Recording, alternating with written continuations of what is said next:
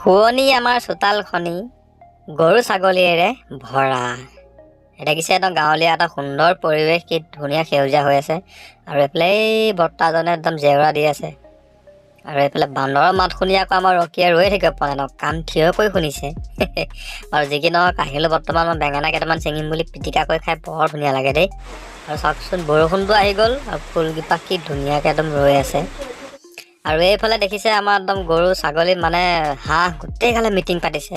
তাৰে ভাগ ল'বৰ কাৰণে আকৌ ময়ো গৈ তাতে গৈ বহি দিলোঁ, বোলো কিনো কথা পাতিছে সিহঁতি। আৰু যি কি নহওক ইয়াত আছে প্ৰায় 10,000 মানৰ হাঁহ পোৱালি, মানে 10টা হাঁহ আছে। ডাঙৰ হ'লেতো 1000 হ'ব।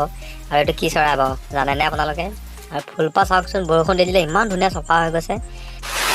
গাইজ দেখিছে এইফালে মই ছাগলী বান্ধিলোঁ, আৰু ছাগলী বান্ধি কৰি হৈ গ'ল, কিন্তু এতিয়া মই বৰষুণৰ কাৰণে বাহিৰত ওলাই যাবই নোৱাৰা দেখিলোঁ। হয়তো আজি ছাগলী গঁৰালতে থাকিবলগীয়া হ'ব পাৰে।